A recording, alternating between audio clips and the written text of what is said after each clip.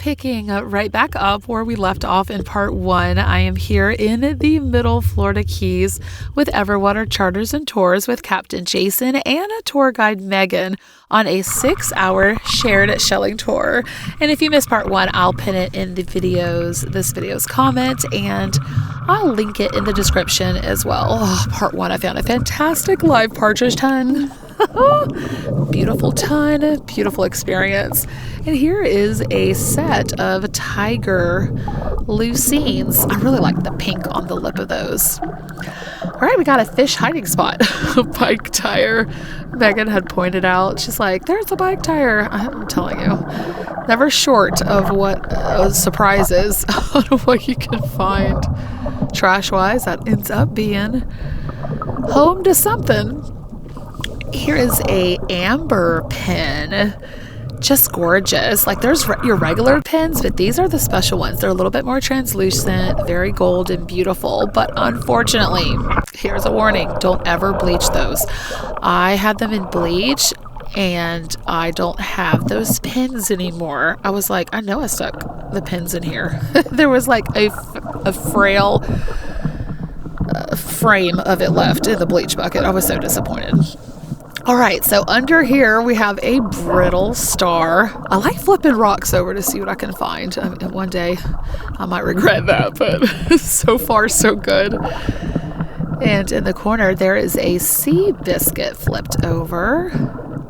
Take a look at that. I have been collecting a few of these, and yeah, they're going to be very challenging to clean. But I managed to clean up a few. All right, so we're finished with our first location. We are on to the second location.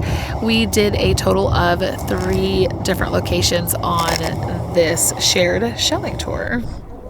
So here we go. Let's see what is in spot number 2 for us. A little bit more sandy over here than the first spot that we were at. All right, here is a star shell. I want to say it's probably like the long spined, but I'm not 100% sure on that. But you can see its little operculum in there. It looks like a pearl. And there were 2 of them. So I just put this one right back next to its Betty. It's really pretty finding those. And I think the operculum, one day, hopefully I'll find a few operculums. And here is another live Caribbean vase. In part 1, we ran into a lot of these beautiful vases. In a hawkwing, a live hawkwing. So cool. The color can be so beautiful on these. Even the aperture with that pink. Live on, live on. Let's see, that's another Caribbean vase. And we'll collect some trash. Very fresh beer bottle. Oh goodness. Let's see, we have just the front part of a hawkwing. Man, that would have been so pretty. Let's see, we have a queen. I think it's, yeah, empty. I'm trying to get better at identifying, like, okay, is it empty? Is it alive? There's kind of just a way the empty ones settle in the sand there. And here's definitely a live sea urchin, the short spined one. And this is actually really bulbous, so it might not be the short spined one. It could be, but like a different species name that I'm not familiar with, but it's just absolutely gorgeous. And they do decorate themselves with whatever is around as a method of camouflage.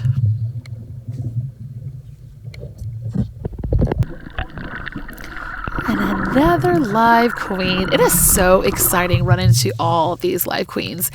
And here's the eye stalks of one. Researchers have noted that they have excellent vision compared to other marine snails, as their eyes are advanced, complete with distinct irises, pupils, and lenses. Yeah, this one is a bit broken, but the pink color is just so stunning, and even the outside had that pink color once I cleaned this one all up, so I'm holding on to that. The second name for queen conchs is the pink conch.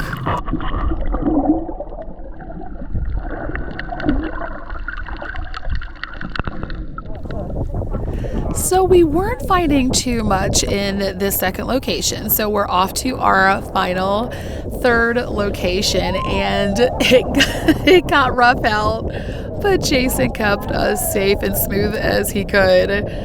This experience can be yours too. Just head over to everwatercharters.com and book your experience. These experiences can be custom tailored to what you want as well, with private tours.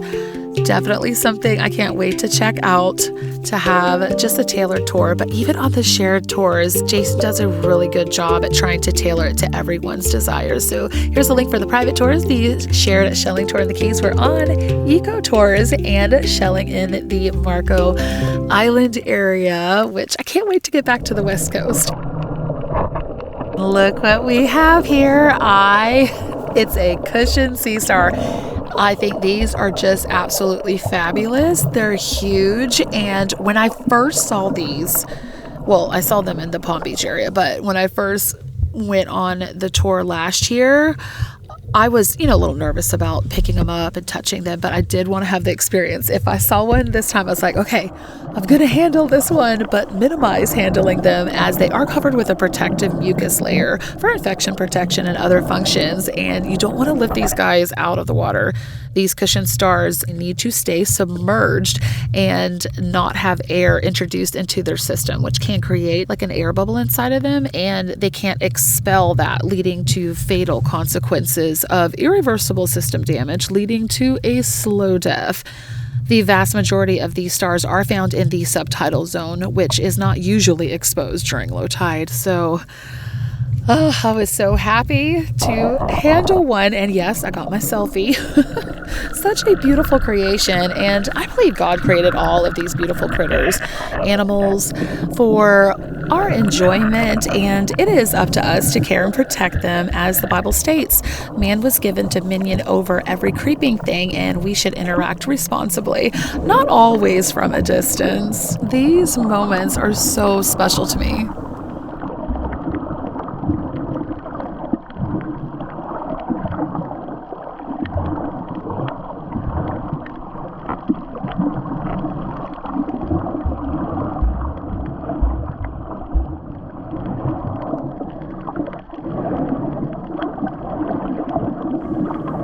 Alright, we got ourselves another queen, but I can't tell if she is buried or broken.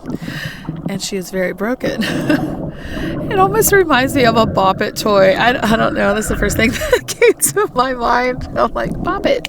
Do. Okay, here is a Gaudy Nautica. It was a little bit hard to handle with the current just flowing so fast. After this experience, I could totally understand people getting swept away in rip currents. Yeah, I had a hard time holding this Gaudy Nautica, as you can see. I'm glad I had fins on, because even swimming out in this current was nuts. All right, do you see it?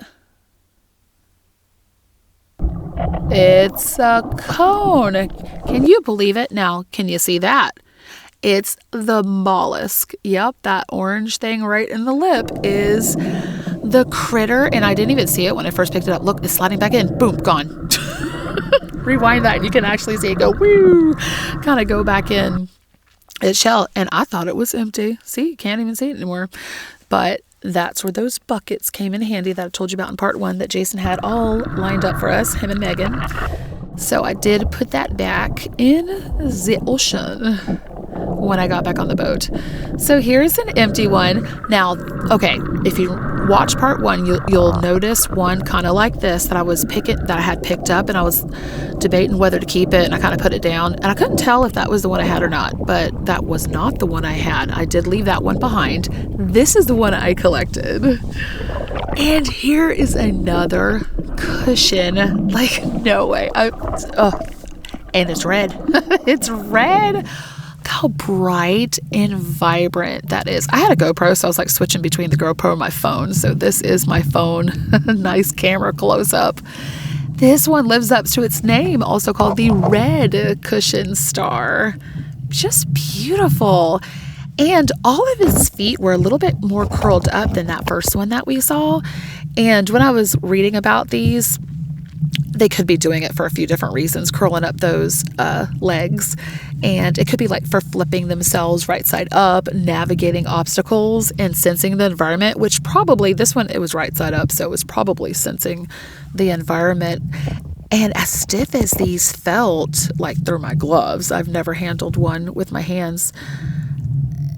It's a little flexible, but they're so stiff. I mean, it's like picking up a giant sugar cookie. These stars.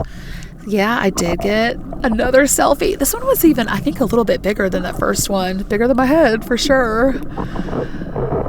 Just so gorgeous. And the covering, like the spines that are covering on these, they'll act as like an armor to the star. Sensory input and camouflage and grip. All right, here's another empty, kind of juvenile, I guess. But oh boy, did I have a lot of cleaning. And I will share a little bit with you. I thought I had a marble, but no, that's not a marble. When I got back to the boat, it popped.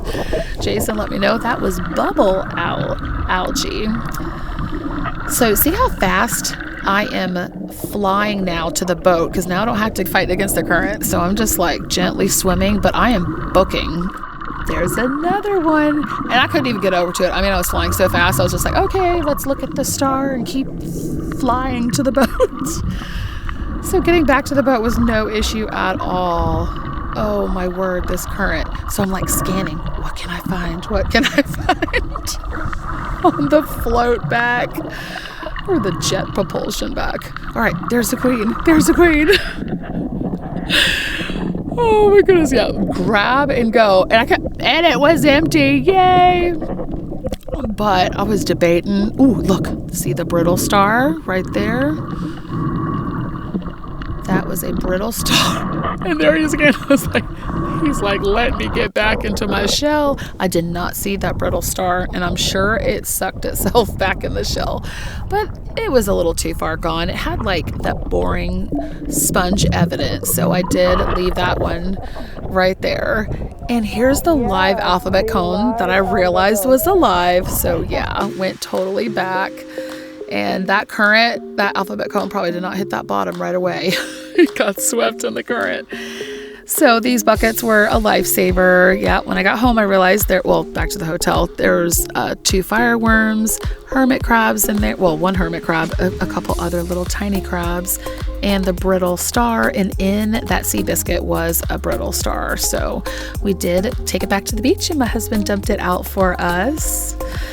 And these shells, oh my word, I had them in a cooler, thank goodness, because the smell, this is not smell-o-vision, but it was something else. Ella is here, excited about helping me clean them. I had this cooler, I took this and did a children's story at my church. We came back on the weekend, and they were looking for someone to do the children's story. I was like, okay, I'll do the children's story. I got a great story about stinky shells and like kind of like we're stinky like this, full of sin and bad things, and how God like cleanses us. So here is the before, our sinful selves, and how God cleans us up. So that was a really fun children's story, and I'll link that children's story in this video's description if you're just curious to check that out, that I did at my church. So I'm going to give you the basics of what I did. I do have a shell cleaning video that I went into more detail, in basic shell cleaning, but that is just 1 gallon of bleach and it just filled with water. This is a day later.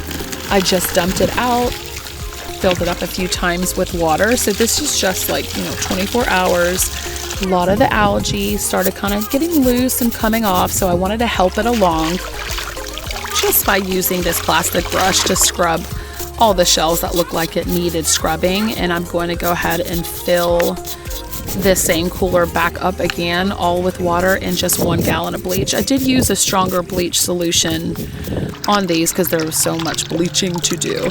So here's where we are after a day. You can see some of the color of those cleans coming through. These sea biscuits, yeah, a second dunk they needed, but oh boy, they needed a scrubbing too.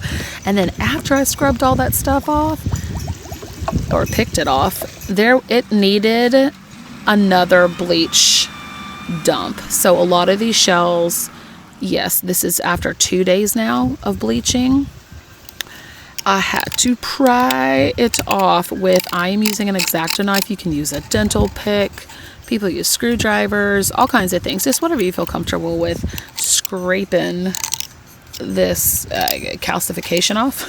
So here's one that is totally picked. The hawkwing, and back in the bleach solution it went to get rid of that algae.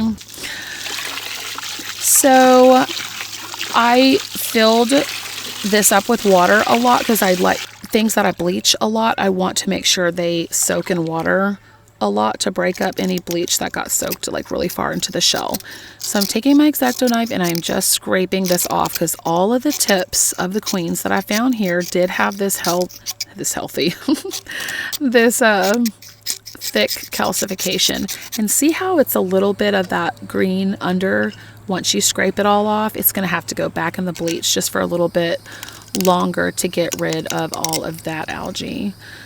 So, yep, there we go. It's all done. Just get yourself like something to listen to or whatever if you're doing this, because this was time consuming. And a lot of these like black circle things were on a lot of the queens too in this stuff. So I just had to have myself one picking party. And I didn't do all this at the same time either. It took me like, I think 3 weeks. I just finished cleaning these a little bit ago.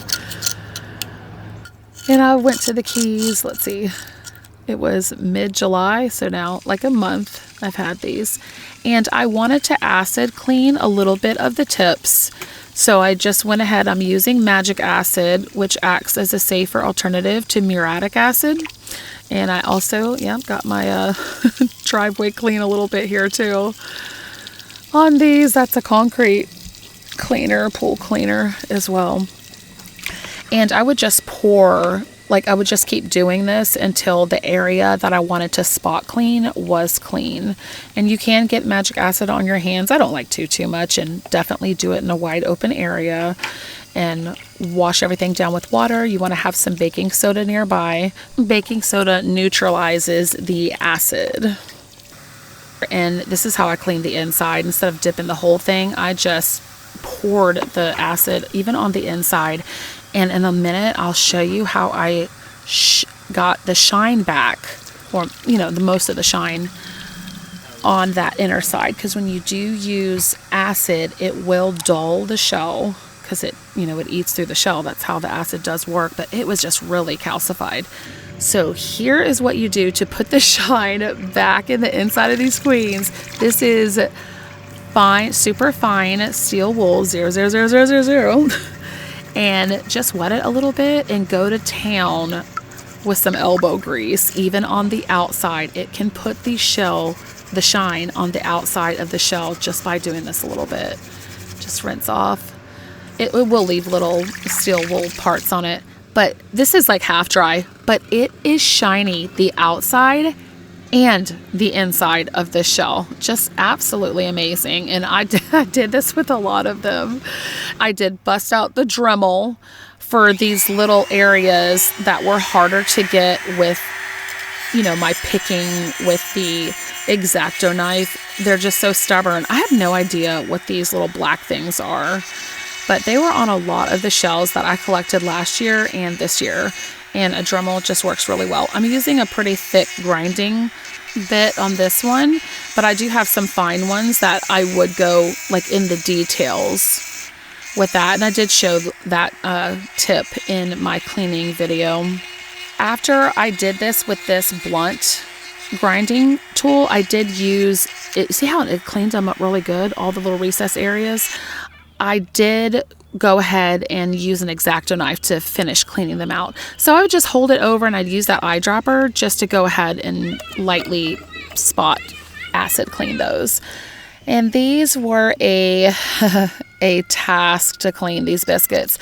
So after they got their, 2 times in the bleach, I still had to scrape the calcification off. And underneath, of course you can see the algae.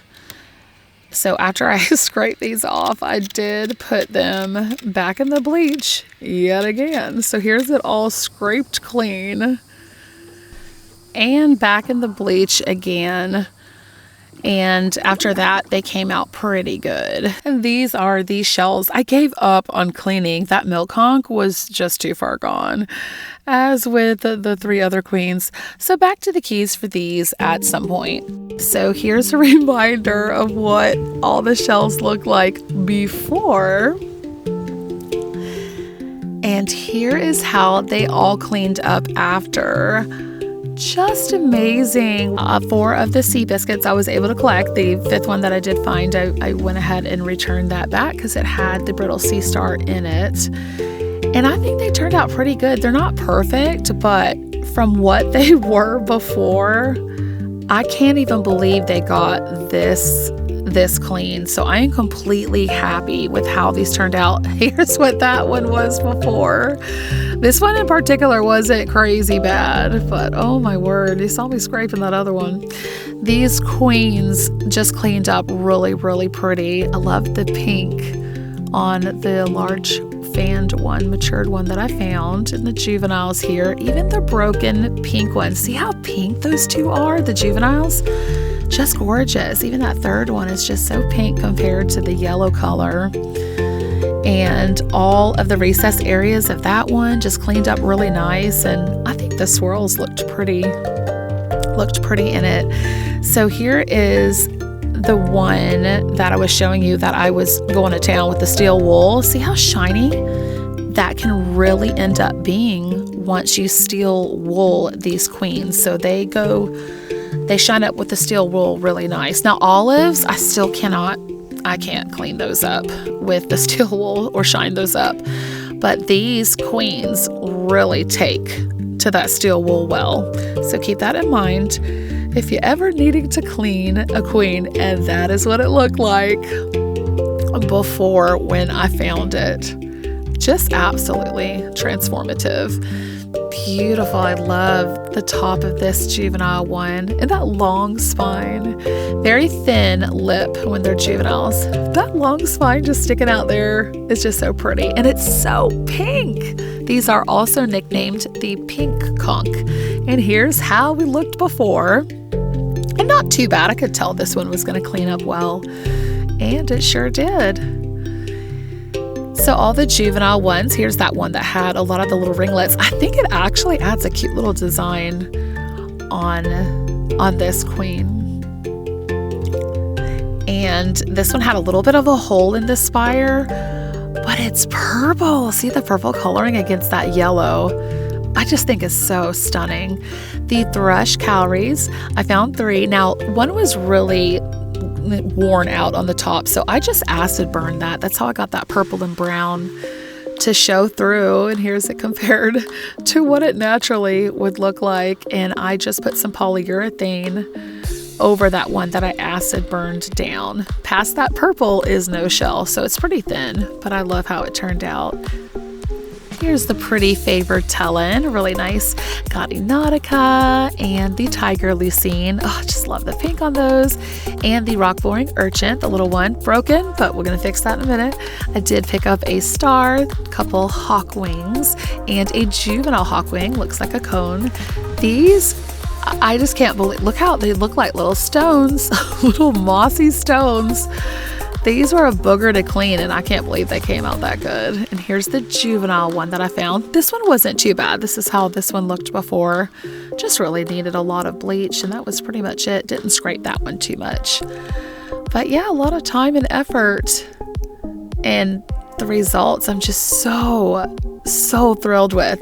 Yes, this was bugging me that had the hole when I was doing this shell haul. So I was like, okay, let me just go inside and make a flower. So yes, I love how I added the flower to it. I think it's just so cute. I love crafting with the shells, and shell flowers is definitely my craft. My favorite shell is not featured here because it was alive and I could not collect it. So I did make a collage of the partridge ton that I did find on our first location. That's in part 1. And it was, so this is a memory, and I stuck it in one of my shell cabinets on the top shelf. because this is one of the best finds ever, and to find it alive was just amazing. And thank you, Megan, for this necklace. I will have this a part of my next giveaway, and I was thinking maybe my next giveaway should be around the holidays, because I think that's special, receiving something special in the mail. So look out for that when holiday time comes around of 2026. Thank you so much for watching. Please like, share, and subscribe. And until next time, I leave you with this.